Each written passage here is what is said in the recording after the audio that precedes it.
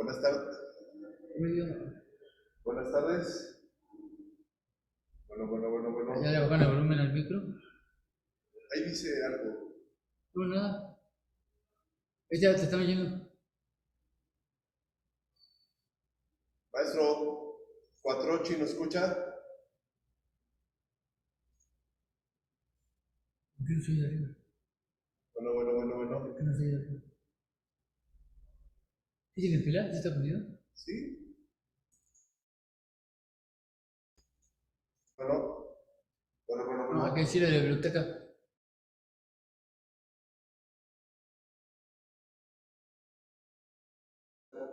Un momentito, por favor, estamos solucionando el tema del micrófono.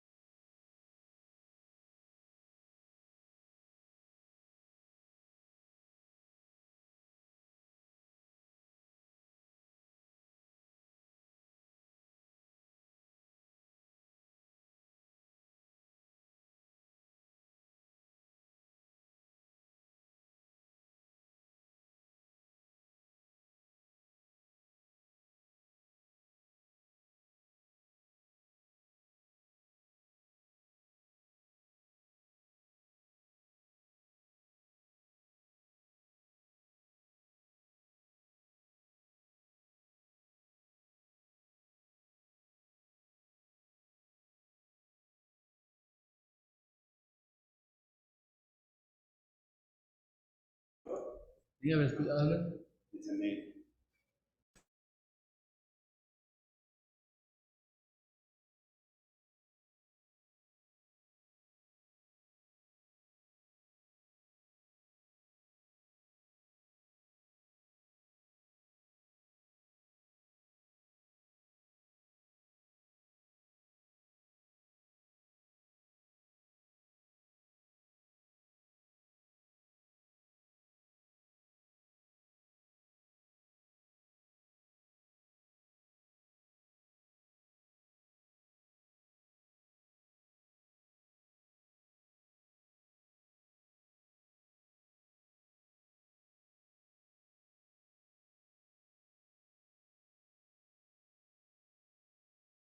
El micro, habla. Hola Pablo, querido, ¿cómo estás?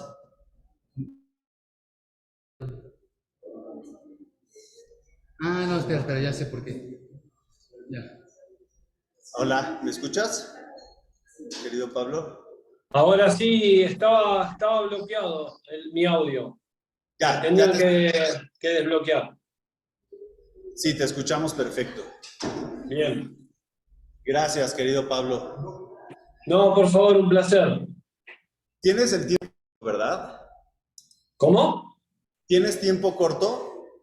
Sí. Porque sí. No, tengo tiempo. No tengo ningún problema. Me dijiste 40 minutos, 45 minutos, ¿no? Sí, Sí, no hay ningún problema. Ok, buenísimo. Gracias. Perdón que estoy volteando a la compu porque yo te veo en la compu de enfrente, no en la que está aquí atrás de mí. Ah, bueno. Ningún problema. Ya te veo aquí atrás de mí. Espero no estar tardando. Buenísimo. Pablo, te voy a dejar un momentito en mute y sin cámara porque es un poco sorpresa para la gente que está aquí. Bien. Vale, gracias. Un placer.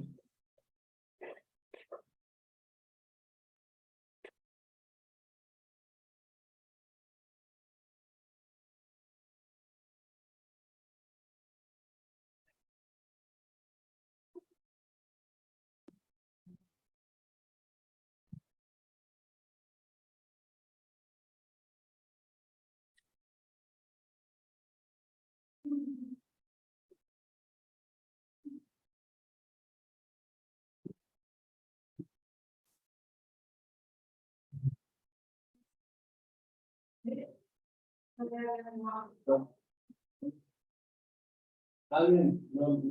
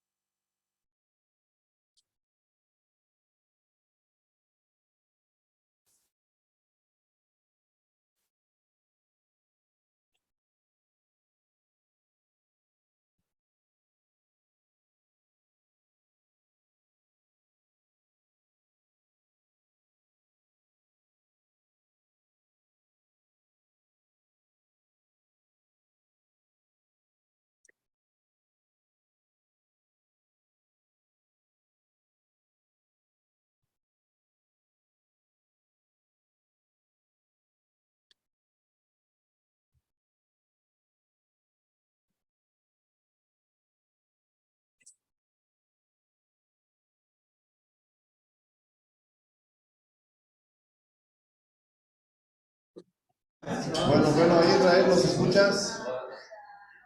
Israel Velázquez, sí. No va a poder prender el micro. Nada más ahí con el dedo, perfecto, muchas gracias. Bueno.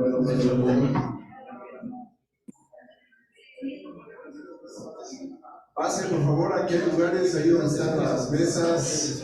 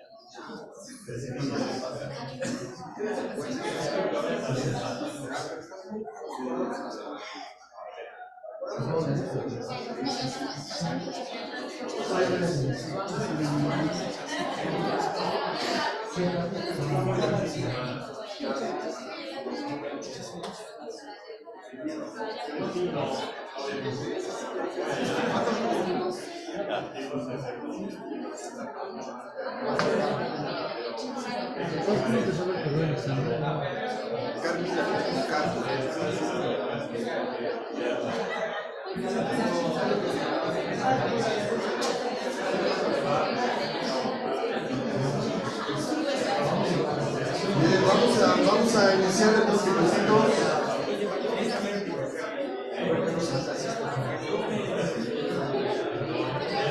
Pasen, adelante, pasen.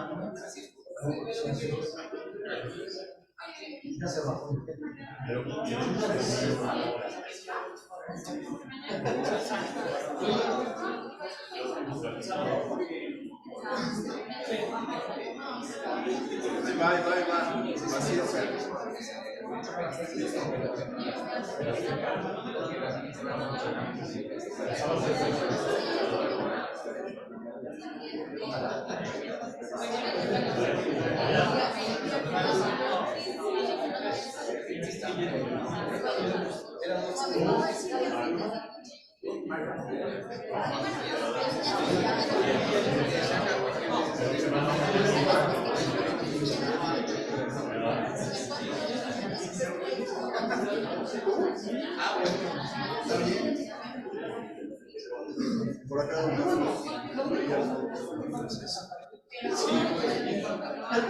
No, ahí en la segunda sí, para que se siente Alan en la original.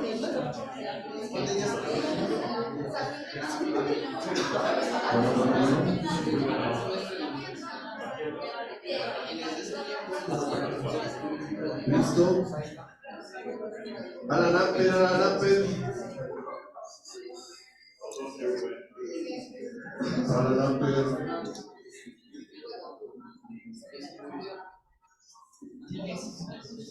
Yo se lo doy. Sí, a mi esposa, ¿no? Por favor.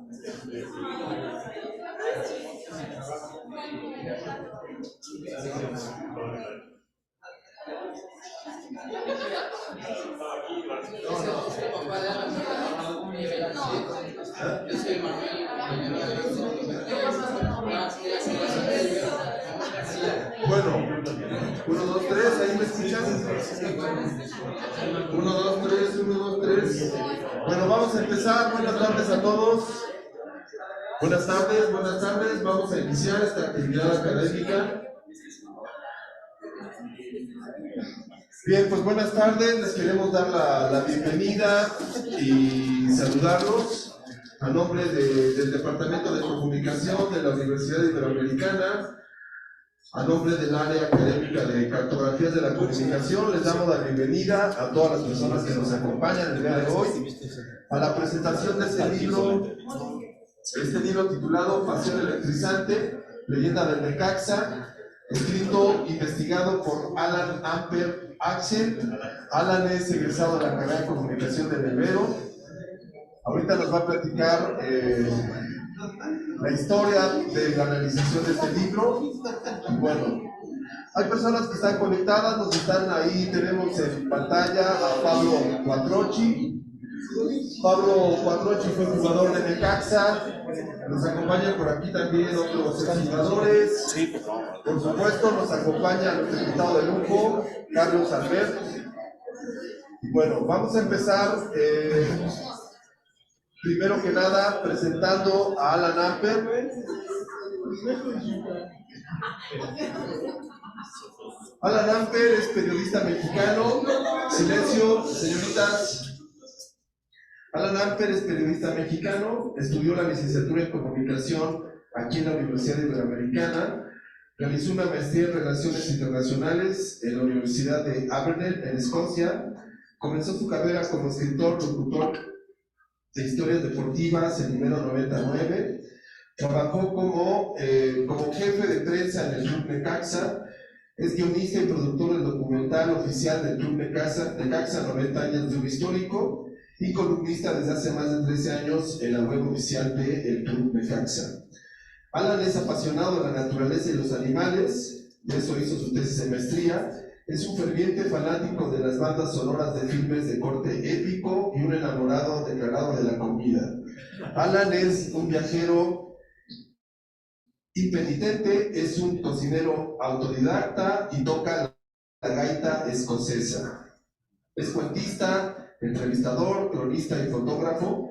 Ha colaborado con varias revistas: National Geographic, Travel, El Economista, Travel and Leisure, Esquire, Futbolista Digital, Fútbol Total, Open y Hot Book, entre otros. Un gran aplauso para Ale, bienvenido.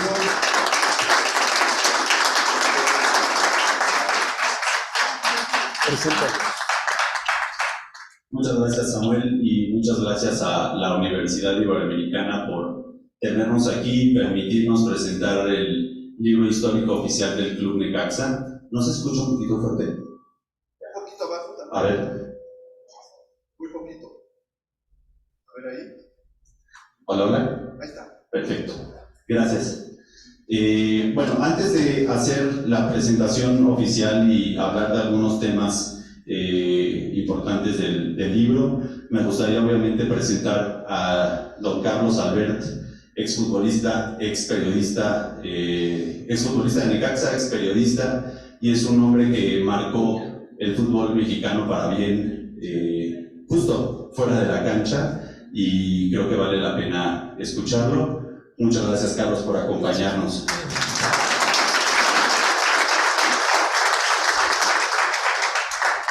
No quiero dejar de mencionar a otros personajes específicamente para la historia del Necaxa y para la historia del libro que están aquí, y es un honor y agradecido con ustedes. El buen Flaco Esquivel, Gerardo Esquivel, exfutbolista de los Rayos.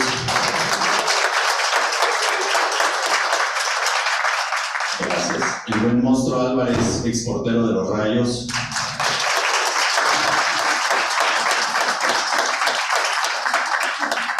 A Jesús Valencia, que ya lo he dicho en algunas entrevistas, pero él es uno de los artífices más importantes para conseguir datos históricos, conseguir fotografías inéditas. Jesús, aficionado al Necaxa, muchísimas gracias siempre.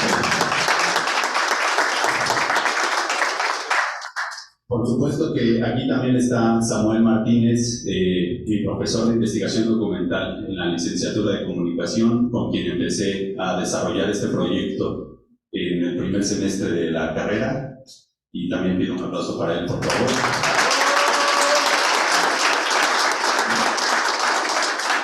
También aquí, y para mi grata sorpresa, está Emanuel García, uno de mis compañeros en la titulación, gran amigo, y él vio desde el principio este libro. Finalmente, en pantalla, creo que, no estoy seguro si ya se ve, pero si no se ve, pronto se va a ver. Ahora tengo el orgullo y el privilegio de decir que es mi amigo Pablo Quattrocchi, el gran ídolo de Necaxa en Aguascalientes. Muchísimas gracias, Pablo, por acompañarnos desde Argentina. Esa es la razón por la que él está en Zoom. Así que gracias, Pablo.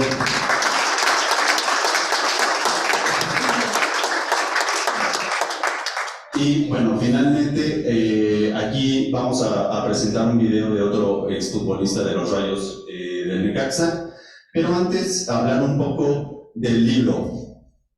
Ahora sí, bueno, hablar primero del centenario del Necaxa. Finalmente Necaxa cumple 100 años de su fundación, el aniversario fue el día de ayer. Y para quienes no les gusta el fútbol, incluso para los que les gusta el fútbol, ¿por qué el Necaxa es importante? Más allá de títulos o no títulos, más allá del fútbol per se, el Necaxa se incrustó prácticamente desde el principio en la cultura popular mexicana. Hace 100 años, poquito menos, 90 años, Necaxa y Atlante eran el principal clásico del fútbol mexicano, eran los equipos que arrastraban masas. Hoy, como América, como Chivas, entre comillas, sus tiempos presentes no son los mejores, pero eso era Necaxa y eso era Atlante hace casi 100 años. Además, hay personajes de la cultura popular mexicana como Jorge Ortiz de Pinedo, como Don Ramón, hermano de Tintán. De hecho, hay una teoría que Tintán también era necaxista. El escritor Juan Villoro, creo que, no estoy seguro si ya lo mencioné, el expresidente Ernesto Zedillo, que está esa anécdota que gracias a él, Alex Aguinaga, gran referente del Necaxa, no se fue a la América. Y de ese tamaño es el Necaxa, ¿no? Si el mismo presidente de México evitó que un jugador saliera del Necaxa, y por él hubiera evitado varios más. Pero bueno, esto es un negocio. Así que esa es la importancia del Necaxa. 100 años no son sencillos, mucho menos después de 2 desapariciones, 2 descensos, una mudanza. Si el Necaxa sigue existiendo, eso quiere decir que es gracias a su gente, es gracias a la afición y a que está incrustado en esta historia del fútbol mexicano. Eso es por un lado. Segundo, porque me parece mucho más importante también escuchar a los verdaderos protagonistas de esta historia, quienes aparecen precisamente en el libro. Hablar también para los alumnos de la Universidad Iberoamericana del tema de investigación documental. Creo que lo más sencillo es llegar a la hemeroteca o conseguir el material, generalmente, ¿no? Después hay que pasar muchas horas leyendo, muchas horas tomando notas, haciendo resúmenes, tomando datos de distintos lugares, cotejando que en un lugar está escrito de una manera, en otro lugar está escrito de la otra. Por ejemplo, el fundador de Necaxa, William Hugh Cross, ¿no? Hugh Cross Fraser. En algunos lugares la fuente, el apellido Fraser, que es escocés, se escribe con una S, en algunas otras fuentes es con doble S, en algunos lugares omiten el Ross, en algunos lugares omiten el Hugh. Entonces hay que cotejar y hay que revisar distintas fuentes para tener la perspectiva mucho más completa. Y si hay algo con lo que me topé es con esta diferencia de datos, sobre todo en los temas antiguos. ¿Qué hacer cuando de plano no se encuentran los mismos datos o una referencia que permita entender eso? Pues poner ambos datos y explicar de dónde viene cada investigación. Eso creo que es lo más importante, y creo que yo pasé mucho más tiempo, esto es como de manera anecdótica, pero yo pasé mucho más tiempo en la hemeroteca viendo los periódicos de la época, solo disfrutando cómo se escribía en la época, qué se publicaba, qué fotografías había, que per se viendo cosas del Necaxa. Tenía las fechas muy específicas, entonces era mucho más sencillo encontrarlo, precisamente gracias a Jesús. Finalmente el proceso de crear el libro, contar un poco la historia, gracias a Samuel Martínez, quien hizo un seminario de periodismo deportivo aquí en la Universidad Iberoamericana, al que asistí precisamente como Emanuel, recién ingresados a la carrera, y descubrí un libro del Atlante de Heriberto Murrieta, el periodista azulgrana, y es cuando se lo compré a mi papá, quien está presente también, muchísimo que agradecerle para este libro. Y quería el de Necaxa. No podía creer que no existiera un libro del Necaxa. ¿Cómo puede ser que un equipo como el Necaxa, tan histórico, tan popular, aunque se crea que somos muy pocos los necaxistas, no somos tan pocos, y eso lo he comprobado últimamente, ya no es como que los jugadores saludan de mano a los aficionados, eso era hace mucho tiempo, o nos preguntan a qué hora juega, tampoco. Pero yo no entendía cómo Necaxa no podía tener un libro, y decidí hacerlo yo porque sí. 2 meses después, Samuel Martínez nuevamente organizó la cumbre de béisbol en México, cumbre de béisbol mexicano, aquí en la Universidad Iberoamericana. Yo sabía que había nexos entre la directiva de Necaxa en ese momento, 2007, principios de 2007, y el equipo. Finalmente me acerqué con Alfredo Morales Shahadi, que en paz descanse, era el director del deporte del estado de Aguascalientes, y le dije, tengo esta idea. La verdad es que no tenía nada. Esa misma noche que él me dijo, vente a Aguascalientes a presentar el proyecto, pues mi papá y yo haciendo una presentación en PowerPoint que si se las muestro es perfectamente horrible, nada que ver con este producto final. Y ese es el principio de esta historia, que después alargó 16 años, tratar con 4 directivas distintas. Eso fue como el lado negativo, siempre queriendo sacarle lo más que se pueda e invertir, pues nada, básicamente, en todas las directivas me topé con eso, pero por otro lado, como dicen en Argentina, cumplí el sueño del pibe. Conocí a mis ídolos, ahora sí que se nombrara a todos, pues bueno, mejor hay que revisar el libro. Me formé como periodista, aprendí a hacer entrevistas, aprendí a hacer crónicas, y aprendí a investigar. Entonces, en ese sentido cumplí el sueño del pibe, y después, aunque yo ya estaba desesperado hace unos años para que este libro saliera, creo que no hubo mejor momento que fuera el centenario. La publicación oficial fue en abril pasado, pero bueno, al día de ayer fue el centenario de Necaxa, y pues estoy muy orgulloso de contar con estas figuras para el equipo y para los aficionados al fútbol aquí en la Universidad Iberoamericana, en mi casa. Es en la biblioteca. Al ratito voy a hacer una donación de libros a la biblioteca donde comencé a trabajar este libro, precisamente acompañado de Manuel. Él hacía algunas investigaciones, yo creo que de tareas, y yo hacía el libro de mi casa. Y bueno, para no extenderme mucho más, me gustaría... ¿Vemos el video? Sí, nada más me gustaría mencionar algunos de los profesores que marcaron mi carrera como periodista y mi carrera como alumno aquí en la universidad. Por supuesto, Samuel Martínez, Adolfo Sarabia, mi mamá, que también fue mi profesora, Rubia Eisen, Luis Felipe Canudas, Marco Antonio Millán, Estrella Ace, Eric Fernández, Stefano Niro y Miguel Ángel Lara. Muchísimas gracias a todos, y bueno, ahora vamos Antes de darles las palabras a los protagonistas de la historia del Necaxa, me gustaría mostrarles un par de videos.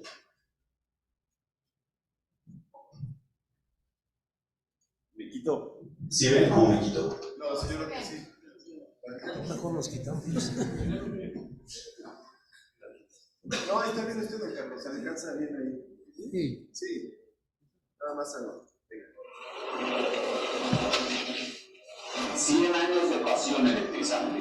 Club Necaxa celebra el centenario de su fundación con el héroe histórico oficial, el inicio de la leyenda.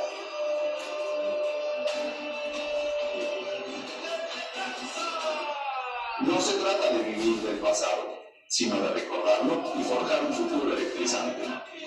En este trabajo periodístico se narra la historia del Necaxa con crónicas y entrevistas exclusivas con personajes como Alex Aguinaga, Nico Navarro, el jefe Cuatrochi, Juan Villoro, Chava Cabrera, Ratón Zárate, Ivo Basay y Marcial Ortiz de los 11 hermanos, entre otros. Felicidades Club Necaxa. Sé parte de la historia de los Rayos y adquiere tu libro en pasionelectrizante.com. ¡Fuerza Rayos!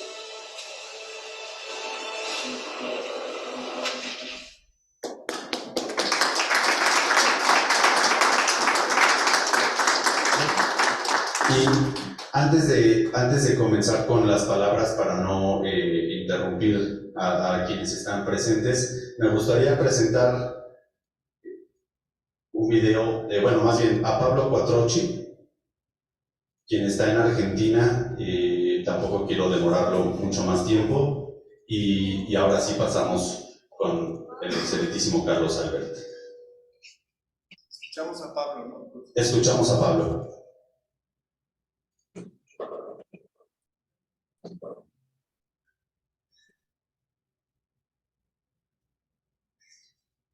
Hola, Adelante. buenas noches. ¿Qué tal? Buenas noches. Hola, Sí. Ana. Nada, bueno, aprovecho también para saludar ahí a Carlos y a toda la gente que se acercó.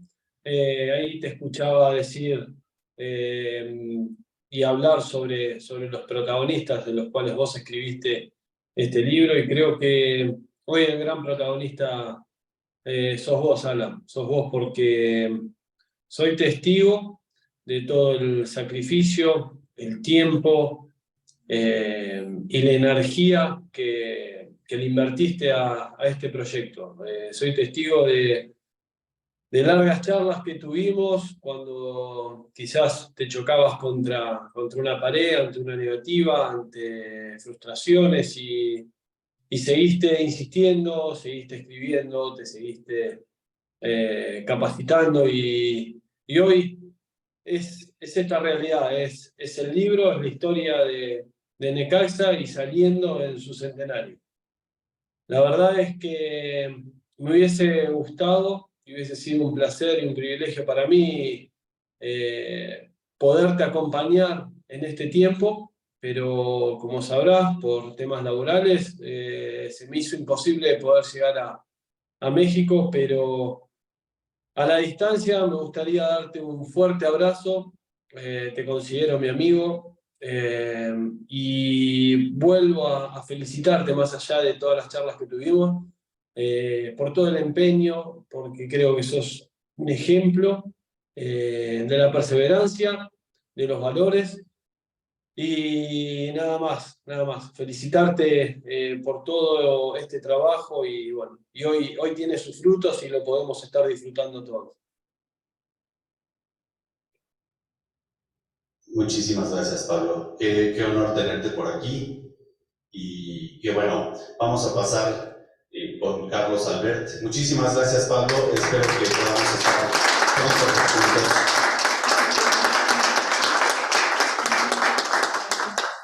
El gran capitán de Necaxa en su etapa en Aguascalientes los últimos 20 años. Ahora sí, sin más, me gustaría darle la palabra a don Carlos Albert y que nos contara de su experiencia con el Necaxa. Pero presenta primero a don Carlos, porque sí, ya comentaste algo, pero los estudiantes más jóvenes quizás. A ver, aquí tengo una semblanza de don Carlos. Y ahí va. Bueno, don Carlos Albert es un exfutbolista profesional, específicamente del Necaxa y de la selección mexicana. De hecho, si no me equivoco, participó en los Juegos Olímpicos de Tokio 64 con la selección mexicana. Y además es un ex periodista mexicano. Muchos quienes lo han escuchado en el radio y en la televisión saben que su estilo periodístico es apasionado, es muy directo, es controvertido, siempre va de frente, y eso se valora mucho, sobre todo en la afición que es crítica, ¿no? No siempre está repitiendo los mismos discursos en la industria del fútbol. Además fue director del Instituto del Deporte del Distrito Federal hace algunos años ya. Y bueno, él, aquí lo cuento un poco en el libro, pero me gustaría que él nos contara más a profundidad su experiencia. Él marcó el fútbol mexicano por ser el primer futbolista, bueno, era futbolista y eso lo convirtió en exfutbolista, pero él cambió el fútbol mexicano porque luchó por los derechos de los futbolistas como cualquier otro trabajador. Él fue el primero en México y eso hace una gran diferencia. Hoy, tristemente, y habrá muchos futbolistas y exfutbolistas que puedan decirlo, todavía no hay el respeto que yo considero que debería haber para los futbolistas y trabajadores en general de la industria del fútbol. Pero Carlos sí marcó la historia demandando al Necaxa, exigiendo sus derechos como trabajador, como cualquier trabajador, y eso es muy importante. Aún así él se mantiene necaxista, pero ese hecho sí marca la diferencia al futuro, y que hoy quienes juegan fútbol y quienes jugaron fútbol hace 20 años y quienes jugaron fútbol hace 40 años pudieran tener muchas mejores condiciones. Y más allá de los goles que se puedan anotar en la cancha, que por supuesto para la afición siempre son lindos, este tipo de acciones sí hacen la diferencia, no solo en el fútbol, a nivel social y cultural en México. Así que, sin más, prefiero que Carlos nos cuente sus experiencias y le pido un gran aplauso.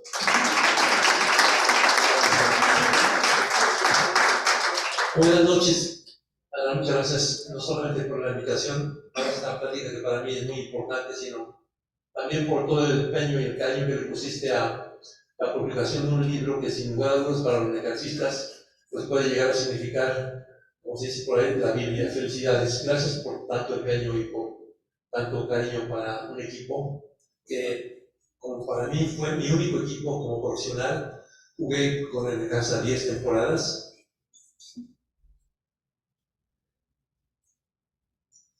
Y fue una parte muy importante de mi vida. No solamente como figura, sino como persona. Porque llegué muy joven, inexperto en cuestiones del fútbol profesional. Ahora sí que me arrancaron de la preparatoria y me pusieron en el Necaxa, por decirlo de alguna manera, y son dos ambientes totalmente diferentes, el de la preparatoria con mis amigos, etcétera, y después llegar a un equipo profesional en donde mis compañeros de trabajo me podían llevar 12 años, 10 años, con todo lo que esto implica a los 20 años de edad, en donde encontré personajes que hablaban diferente idioma, que venían de diferentes países, diferentes culturas, compañeros mexicanos que, lo digo con orgullo, de ninguna manera sería yo capaz de ofenderlos, pero que no tenían a veces ni para comer.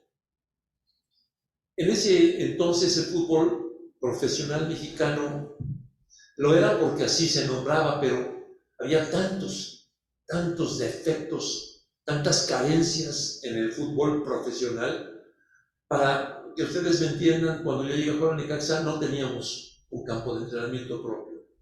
Estábamos pidiendo a todos que nos prestaran un campo de entrenamiento.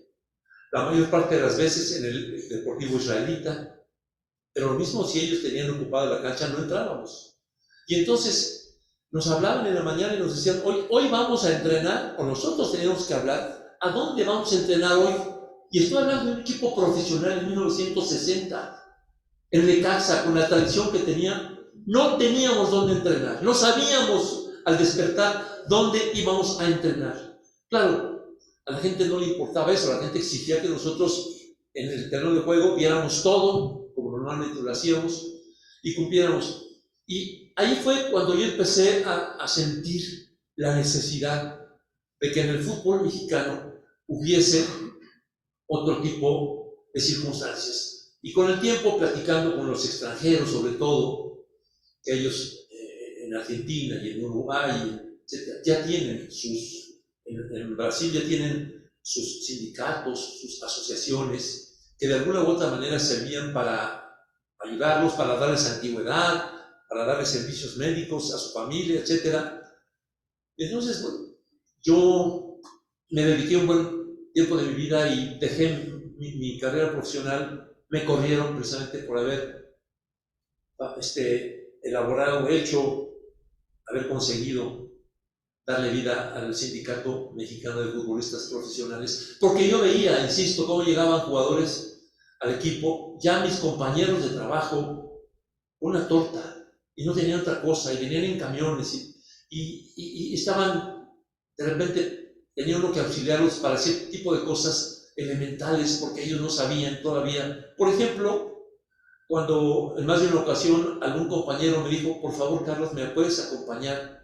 Porque hoy voy a firmar mi contrato con el Necaxa y quiero saber si las condiciones que terminamos, en que hicimos de acuerdo, son las que están en el... Porque no sabían leer, porque no tenían, todavía no sabían si las cifras que les estaban poniendo, si había cláusulas diferentes. Eso a mí me marcó muchísimo y fue lo que me orilló a buscar que el futbolista mexicano tuviese una institución que en todo momento le sirviera y lo defendiera ante las autoridades civiles, autoridades gubernamentales, autoridades deportivas. Y creo que, aunque suene muy, no sé cómo lo puedan tomar, pero si me dicen cuál fue tu principal logro como futbolista, yo no les iba a decir que estar en Juegos Olímpicos representando a México, ser futbolista mundialista, haber ganado los Juegos Panamericanos, medalla de oro. Yo les iba a decir, tratar de que el fútbol mexicano se humanizara, se profesionalizara y respetara a la persona más importante en el espectáculo, que es el futbolista. Sin futbolista no hay fútbol. No importa que haya millonarios, que tengan mucho dinero, no importa que haya televisoras que les importe mucho pasar. Si no hay un futbolista en la cancha, no hay fútbol. Y eso para mí es uno de los logros, de los orgullos más grandes que tengo como ser humano y obviamente como futbolista. Haber dejado ahí la huella de la elaboración de un sindicato. Mucha gente dice, y con cierta razón, desde entonces lo decía, que la palabra sindicato huele mal, porque hay muchos sindicatos malos. Efectivamente, el sindicalismo en nuestro país de pronto se corrompió, etc. Pero lo estudiamos muy a fondo, muy a fondo, y vimos, con unos abogados que yo contraté, que no había forma. O era un sindicato y teníamos respaldo legal si nos ignoraban, o no podíamos hacer otra cosa. Y entonces nos decidimos y formamos un sindicato de futbolistas. No fue por grilla, no fue porque a mí me interesara ser. De hecho, yo no quise ser el director, el secretario de ese sindicato. Yo me mantuve al margen. Pero es importante comentarles cuál era en 1963, debuté en el fútbol profesional, cómo prevalecía el fútbol, insisto, profesional. En el Necaxa no teníamos cancha de entrenamiento, no teníamos un doctor. Uno tenía que comprar sus medicinas. Uno tenía a veces que pagar sus operaciones cuando había necesidad. Y éramos profesionales y la gente nos exigía como tales. Y los periodistas también, peor aún porque ellos sabían la realidad y sin embargo, pues muchos sucumbían ante las dádivas de los directivos para ir marcando. Recuerdo que inclusive en una ocasión que yo no quería firmar mi contrato cuando terminó, y me lo querían, no simplemente no me lo querían sostener, sino lo querían bajar. Yo dije que no, y entonces de repente un día me hablan del Atlante, Fernandón se llamaba el dueño del Atlante, que tenía yo una cita con Fernando para lo de mi contrato. Y yo dije, pues, ¿cómo? Y fui, ¿no? Y don Fernando, sí, efectivamente, tenía ahí mi contrato. Yo dije, perdón, señor, pero ¿quién le dijo que yo quiero jugar en el Atlante? No, pues, tus derechos son del Atlante. Pues, me da mucha pena decirle, pero mis derechos son míos. Y yo no quiero jugar en el Atlante. Así es que muchísimas gracias. Él se quedó, obviamente, molesto, incómodo. Me hablaron inmediatamente del Necaxa y me dijeron, oye, que no sé. Esa era la forma en que nos trataban en aquellos años, en 63, 64, en donde el futbolista era simplemente una mercancía al que podían mover, te mando a Torreón, oye, pero mi familia y mis hijos están en la escuela, mañana ya te tienes que ir a Torreón, porque te compró el Torreón. Así. Eso, pongan ustedes en carne propia y se dan cuenta de la humillación, de la forma tan escandalosamente vergonzosa que veían los dueños y la federación a los futbolistas. Ellos pensaban que eran nuestros dueños, no nuestros patronos, nuestros patrones. Y eso a mí me pudo mucho y creo que sí quise externarlo aquí porque a partir de ese momento las cosas en el fútbol mexicano cambiaron. Se hizo un sindicato, el sindicato cobró fuerza, el sindicato no permitía que se firmaran contratos con los futbolistas si no había un aval del sindicato para saber que estaba haciendo lo correcto. Y se hicieron muchas cosas importantes en aquel entonces. Y yo lo digo con mucho orgullo. Tuve, y también quiero presumir, momentos muy importantes en el fútbol mexicano. Fui seleccionado preolímpico, seleccionado olímpico, estuve en Tokio en los Juegos Olímpicos como titular. Fui seleccionado nacional para ir a Inglaterra, tuve una carrera deportiva que me llena de orgullo. Pero la otra parte, como ser humano, me llena más de orgullo. Hice más por el fútbol mexicano, fuera de las canchas, que dentro de las canchas. Doctor Aurelio Pérez Koifer, una eminencia como médico mexicano, traumatólogo de primer nivel mundial, era el médico de la Federación Mexicana de Fútbol. Doctor, ¿cómo me va? ¿Qué pasó, Carlos? ¿Qué tienes? Doctor, dice que tengo este detalle. Total, el tema acabó en que me tuvieron que operar el tendón de Aquiles, una operación que en entonces no existía. Yo fui el segundo en México que operó el doctor por una operación de tendón de Aquiles, que se me había roto totalmente. ¿Por qué? Porque un día, en lugar de que me viera un problema que tenía en el tendón, un médico, el doctor del equipo, que no era médico, me inyectó directo al tendón de Aquiles, metió la sustancia, se cristalizó en el tendón de Aquiles y me fue cortando fibra por fibra cada vez que yo jugaba, hasta que llegué a no tener tendón de Aquiles. Esas eran las condiciones en donde yo jugué fútbol profesional en nuestro país. ¿Dónde entrenábamos? Donde nos prestaban una cancha. A veces nos prestaban en un seminario, a veces nos prestaban en un campo de polo, donde corrían los caballos, donde estaba enlodado, donde no se podía. A veces teníamos que ir a jugar a Chapultepec y nos corrían, porque no se podía, no estaba permitido el tema. Esa es la época en que yo llegué a jugar, y se las platico porque creo que es importante también reconocer y saber que el fútbol profesional mexicano ha crecido en muchos sentidos, en muchos aspectos, y de alguna u otra manera también eso nos sirvió a los que estuvimos en aquel momento como un crecimiento personal. Llegamos en un viaje en camión, 12 horas, llegamos a un pueblo, Tres Marías, San Juan del Río, 20 pesos para comer. Si yo quería comer, comía, si no me los guardaba. Si quería comer bien, buscaba un restaurante donde me dieran una comida, si no, una torta. Fútbol profesional mexicano 1964-65. Viajes tremendos en camión, en tren de segunda. No íbamos en cabina, íbamos viajes larguísimos, hoteles, la verdad, de mala muerte. Fue una época que yo viví con mucho cariño. Obviamente no todo era así. Yo les tengo también que decir que la gente, sobre todo la porra del Necaxa, por ejemplo, que nos iba a ver todos los martes y jueves, nos llevaban fruta ellos la porra, llevaban fruta, nos llevaban algunas tortas, nos acompañaban. O sea, creo que yo viví las dos partes de un fútbol profesional, entrecomillado, que dejaba mucho de serlo por lo que les estoy comentando.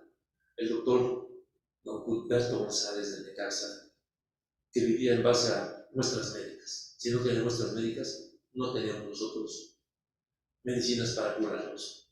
Les comento, mi operación la tuve que pagar prácticamente yo, todos mis vendajes, todo lo que en una operación de caballo la tuve que pagar yo.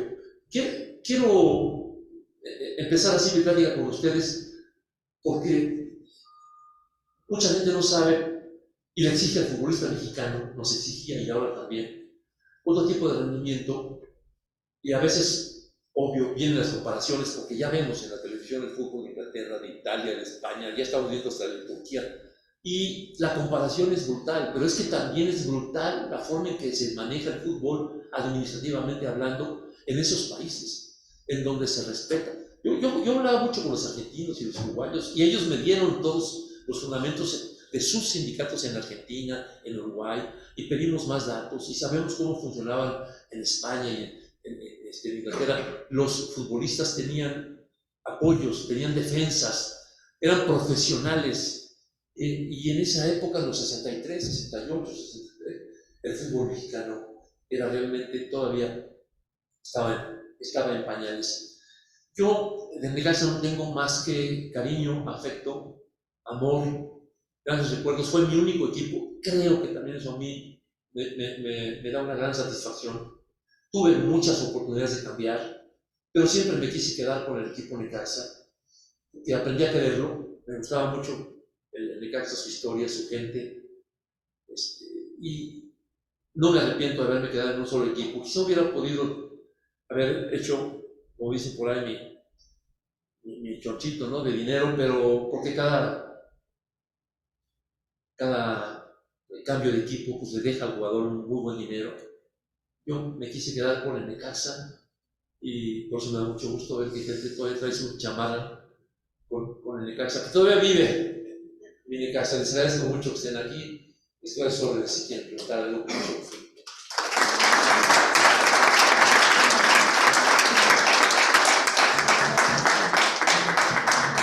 Se me olvidó felicitarte por tu libro. No. Perdón, discúlpame, te agradezco mucho, ¿verdad? Que hagas un libro de la Necaxa. No, al contrario, querido Carlos, ustedes son los protagonistas. Me gustaría, antes de pasar a la sesión de preguntas y respuestas, pasar un video de otro ex compañero de Gerardo y del Monstruo para empezar a cerrar esta presentación. Pero di quién es para que sepan. Bueno, pensé que, los necaxistas lo van a reconocer, por supuesto. Es el chileno Ivo Basay, uno de los mejores chilenos que ha llegado a México a jugar fútbol, y bueno, mandó este mensaje específicamente para esta presentación. Quisiera mandarle un cariñoso saludo a toda la gente de la Universidad Iberoamericana en México, por sobre todas las cosas, hablar artífice de este libro que es Alan Afer, donde aparece toda la historia de Necaxa, de hermanos, que pasamos por lo que no se ve, hasta llegar a la institución en con todos los logros habidos por ahí. Así que los invito, de verdad, de todo corazón, a que puedan este libro porque cuenta muchas cosas maravillosas de lo que por lo menos a mí en 5 años estaba muy complicado todo eso. Que llegamos por lo menos a convertir todo lo que para llegar a ese año 4 títulos fue maravilloso. No sé cuántos años, 50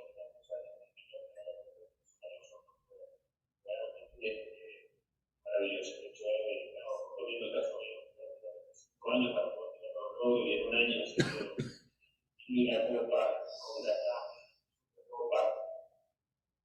campeón, el goleador, quiero ser jugador. acá en el lado de México, tengo recuerdos maravillosos, así que, como ya también que es el centenario del Necaxa, también mandarle un cariñoso saludo a toda la gente de todos los barrios, y una experiencia maravillosa. Pero seguimos teniendo un chat de todos los jugadores que lo disfrutamos, momentos muy difíciles, mucha dedicación, mucho esfuerzo, también con la prestación de todos los jugadores. Un placer enorme para la gente de la Aeronáutica.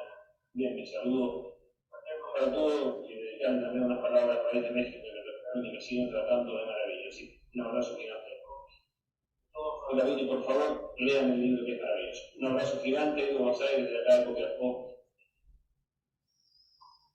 Buenísimo. Pues muchas gracias, amigo. Y bueno, finalmente para cerrar, no sé si antes de pasar las preguntas y respuestas, tanto Gerardo como el Monstruo Álvarez, exjugadores del Necaxa, si quisieran comentar algo. Sí, ¿qué significa el Necaxa? ¿Por qué tenemos que recordar estos 100 años de historia? Pasa, por favor, adelante. Pase.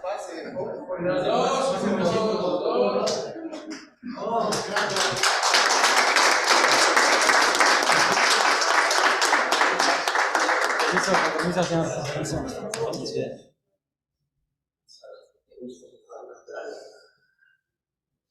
Buenas tardes. Primero que nada, pues felicitar a Alan por este proyecto, por este sueño. Y yo creo que todo lo que se resume, lo que estamos platicando aquí, los que estamos presentes, es en pasión. Estamos hablando de un sueño, de un producto, de un libro que empezó con eso, ¿no? Con un sueño. Estamos hablando de los sueños que tuvimos nosotros, que en algún momento nos convertimos en futbolistas, que lo soñamos, que lo quisimos, que lo deseamos, y al final creo que pues simplemente trabajando para eso, no soltando de ese sueño, teniendo la disciplina, aferrándose a cada una de las circunstancias, de las enseñanzas que nos dieron. A mí el fútbol me lo sembró mi papá, que el día de hoy me acompaña y que siempre le doy las gracias por eso, y que me puso en esa carretera que me aportó en mi vida ser positivo, saber para dónde caminar, tener mucha pasión en mi vida, mucho compromiso y mucha humildad. Entonces, gracias por eso, papá, gracias por esto, Ana, gracias por nombrarme a mí, y gracias por ser parte de nuestra que es Necaxa. Y Necaxa es eso, es pasión, es trabajo, es lucha y es ayuda, porque creo que siempre todos los que participamos en esa camiseta tendíamos la mano siempre a nuestro compañero, con figuras del tamaño como el señor Carlos, como Gerardo, que me tocó también participar con él como compañero. Siempre, bueno, me sentía afortunado de esa parte. Muchas gracias, Ana, y muchas felicidades.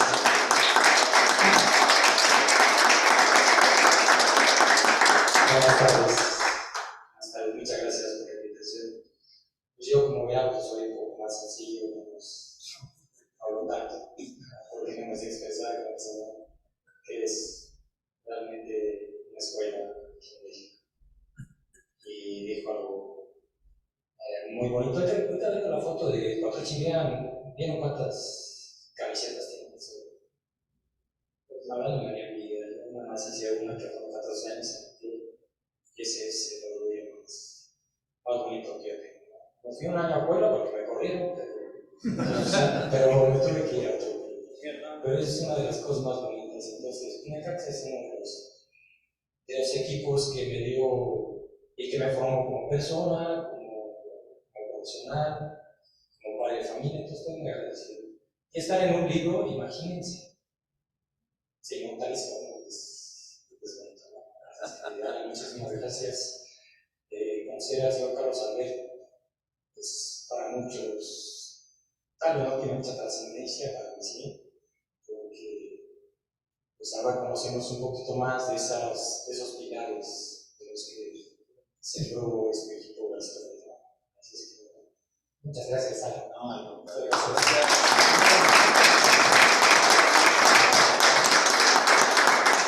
Buenísimo, pues recordarles que las entrevistas de Carlos Albert, el Monstruo Álvarez y el Flaco Esquivel están en el libro, perdón, también un Tienes par que de... mover acá porque ahí está la cámara y se dice, si quieres más al centro tú. Aquí. Sí, ya. Y bueno, aquí en el libro también ahorita si quieren personalmente les muestro algunas caricaturas donde salen precisamente Gerardo y el monstruo, es un trabajo espectacular de Murdoch Eras. Y bueno, pasar a preguntas y respuestas y decir a la gente que si quiere libros, bueno, aquí tengo algunos libros también a la venta y obviamente con firmas. Y nuevamente agradecer a Samuel, Pablo, el equipo de la Universidad Iberoamericana, que es mi casa también, donde doy, o sea, tengo la oportunidad de ser profesor, así que muchísimas gracias. No sé si haya preguntas y respuestas. Bueno, respuestas quiero pensar que sí. ¿Alguien tiene alguna pregunta o comentario? También si hay alguien en el Zoom, bienvenido. Profesor Nosnik, ¿alguna pregunta? Nada más. Sí, dáselo porque se escuche su.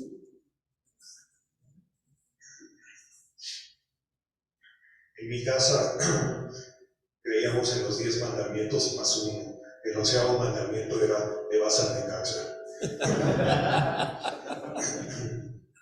Y prácticamente todos los domingos que jugaba el Necaxa en Ciudad Universitaria nos íbamos ahí. Mi padre, mi tío y mis primos íbamos a ver al Necaxa. A mí me tocó ver entrenar, no me la creía. De chavito vi entrenar a Necaxa en el Centro Deportivo Israelita en CD. Y ahí estaba Carlos, estaba Papá Majewski, estaba el Violín Mota, estaba el Chatito Ortiz, el Yuca Penichet y Penichet, pero así le decían en la tele. Y una de las cosas inolvidables que yo tengo es que después del entrenamiento estaba la cancha de fútbol y después estaba un estadio de softball y ahí se cambiaban los de casa. Y después de entrenar tomaban un refresco y tuve el privilegio de verlos de cerca y tomar un refresco con ellos. Muchísimas gracias, Dios los bendiga.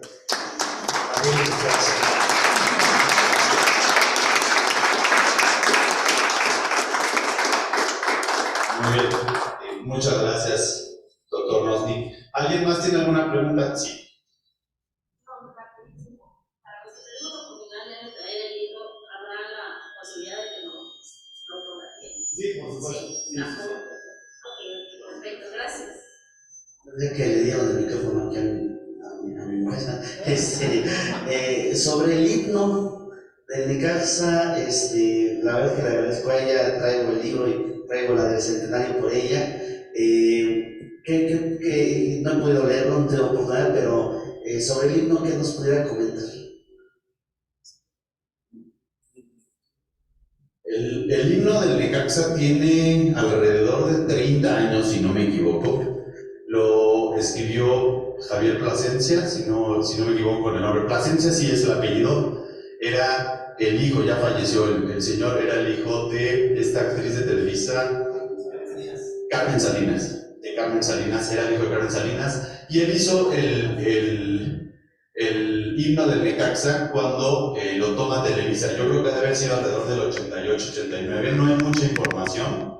Sé que sí lo hizo Juan Javier o Pedro Plasencia, pero no hay mucha más información. Él fue el que lo hizo y me parece que venía de una canción muy similar en tonos, no en letra, por supuesto. Muchísimas gracias. Al contrario. ¿Alguien más? ¿Alguna pregunta, respuesta? ¿Comentario? Mucho gusto. Con respecto al tema de la creación del sindicato, ¿cuánto tiempo fue el que tomó? ¿Cuántos jugadores o cuántas personas lo empezaron a seguir? Eso en un principio. Y ya posterior a ello, ustedes ya gozando de esta parte del sindicato creado, ¿se reconoce a él como el fundador del sindicato del fútbol mexicano? ¿Lo identifican como tal? Son dos preguntas. Si quieren, primero le paso el micrófono a cada Carlos. Bueno, lo que pasa es que en esa época, insisto, el futbolista estaba totalmente desprotegido. No había una forma legal de defensa de los derechos de un profesional del fútbol. Afortunadamente llega la ley del trabajo del 71 y en ese momento se menciona ahí un capítulo muy pequeño que se llamaba del deportista profesional. Y ahí se mencionaban las opciones que había, etc. Entonces, sabiendo eso, nos acogimos a esa ley y yo me asesoré con dos muy buenos licenciados y ellos fueron llevando el caso paso a paso para que tuviera éxito. Sí, tuvimos muchos problemas porque a pesar de que las autoridades no tenían otra más que escucharnos porque estaba la Ley Federal del Trabajo, pero una vez que salíamos de las oficinas ahí volvíamos a darnos cuenta de que nos estaban tomando el pelo, de que no hacían caso a las instrucciones de las autoridades pertinentes. Fue realmente un problema serio, muy grande, muy grave, pero que al final del camino funcionó. Y eso le evitó a muchísimos futbolistas problemas muy serios. A partir de entonces, por lo menos el futbolista tuvo voz y voto en sus necesidades, en sus carencias y en sus aspiraciones. Y yo creo que si eso pasaba en los grandes fútboles del mundo, como Uruguay, Argentina, Brasil, Inglaterra, Escocia, si ellos tenían sus intereses, ¿por qué el fútbol no podía tenerlo? Creo que sí sirvió y mucho, no solamente y especialmente, para los que no tenían nada, para los que no ganaban casi nada. Los que ganaban muy bien no tenían problema, se las arreglaban como podían, pero los que no tenían dinero suficiente para una defensa, que era de los que más abusaba la Federación Mexicana de Fútbol, a partir de ese momento tuvieron grandes abogados a sus órdenes, un espacio donde poder comentarlo. Y bueno, creo que sí fue un avance, sobre todo mental, anímico, para el futbolista mexicano. Y yo me di cuenta en aquel entonces que la gente nos apoyaba, que la gente sabía que eso pasaba y la gente estaba con nosotros al pasar en la calle, cuando nos reconocían, cartas que llegaban. Llegó inclusive, no se me va a olvidar nunca, un apoyo para el sindicato económico. No era mucho, pero eso no importaba. Lo que importaba para nosotros fue que veíamos que la respuesta de la gente estaba con nosotros. Se quiso colgar de la huelga de futbolistas la CTM de Fidel Velázquez, no cualquier CTM.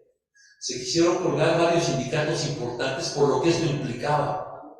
Y nosotros aceptamos sus comentarios, aceptamos sus asesorías, pero nunca confundimos para que la gente no pensara que estábamos haciendo esto por una cuestión personal o para, no sé, económicamente, favorecernos más que a cualquiera de nuestros futbolistas. Yo, si de algo me puedo sentir orgulloso, y se los digo de verdad, con todo afecto y sinceridad, es de haber dejado todo para formar el sindicato mexicano de futbolistas profesionales. Eso es uno de los mayores logros y satisfacciones que tengo como persona. Muchas gracias, don Carlos. No sé si ustedes... En esta parte, creo que la parte triste, sí, porque sí se le reconoce al señor Carlos como el fundador. Desafortunadamente no se dio un seguimiento, ¿no? Le han puesto cuántos nombres a ese mismo sindicato, ¿no? Se le ha intentado poner asociación de futbolistas, ha cambiado varias ocasiones. Y la parte no grata de esto es porque precisamente la parte patronal en este caso se quiere encargar de desconocer todos esos derechos, entonces está como muy oculto, entonces realmente nunca son como reconocidos los derechos laborales que tiene el futbolista, porque inclusive hoy en día con lo que se protegen los jugadores extranjeros es con el contrato propio, poner cada quien sus cláusulas a manera de que tengan garantías de su trabajo, de su futuro y de la manera en cómo llegan a acercarse a los equipos aquí en México.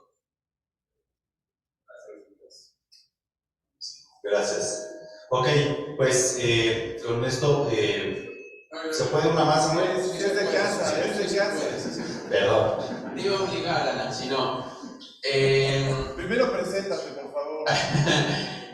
Bueno, no hay mucha gente. Mucho gusto, Bruno Valencia, periodista deportivo, egresado de aquí de La Ibero. Felicidades por la perseverancia, Alan. Yo hoy estoy aquí por una absoluta causalidad de la vida. Hace rato estuve reunido con el monstruo Álvarez porque vengo escribiéndole desde hace 2 semanas por la invitación a otro proyecto. Y después de que nos reunimos me dice, voy a Santa Fe. Le digo, ¿qué vas? A la presentación de un libro. ¿A dónde? A La Ibero.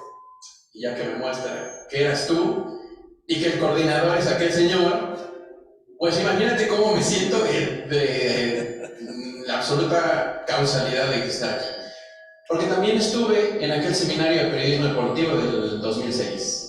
Y así como hoy es tu día, y hay que felicitarte por esa perseverancia de 16 años, y seguro muchos necaxistas celebrarán todas esas anécdotas y ese trabajo que está en el libro, también felicidades a aquel señor, que durante 16 años o más seguramente no se ha rendido en abrir este tipo de espacios para los jóvenes que quieren ser periodistas deportivos, específicamente en ese nicho, y que seguimos rindiendo frutos, Samuel, ¿no? Aquí también con que trabaja en una televisora importante, ya les contará cuál. A mí también me ha tocado contar historias en televisoras importantes. Gracias, Samuel, gracias por permitirlo. Y la pregunta, Alan, es, tiene el sello oficial del Necaxa, así que entiendo que hay un respaldo. Ya hubo presentación allá en Aguascalientes. ¿Qué está haciendo la directiva actual para darle fuerza a este libro, si es que lo está haciendo? Gracias. Es una pregunta ligeramente complicada. Bueno, que sea el libro oficial del Club Necaxa era mi sueño y un poco obsesión, ya diría yo, durante estos 16 años, porque quería que, independientemente de la directiva, el tiempo que estemos viviendo cultural, político, deportivo, que el libro y las historias de ellos, que son los protagonistas, perduraran por siempre. Y por eso era el acercamiento en específico con 4 directivas. Finalmente tengo que reconocerlo y agradecer a esta directiva encabezada por la familia Tinajero, porque ellos son con los únicos con quienes sí logré firmar un contrato y que fuera el libro oficial. Con otra directiva con quien también estoy muy agradecido, Mauricio Lanz, hoy en Mazatlán, fue mi primer jefe de mi primer trabajo, que fue ser jefe de prensa de Necaxa. El libro me llevó a eso sin querer. Entonces, pues sí, esa es la razón de que sea oficial. El club me está apoyando, por supuesto, dándole publicidad o promoción a través de sus diferentes medios. Me permitieron colgar el video que vieron de 1 minuto en el estadio. Así que, sin duda, más allá de lo deportivo, puedo decir orgulloso que finalmente con esta directiva sí pudo salir el libro. Gracias. Muy bien, creo que cerramos, ¿verdad, Samuel?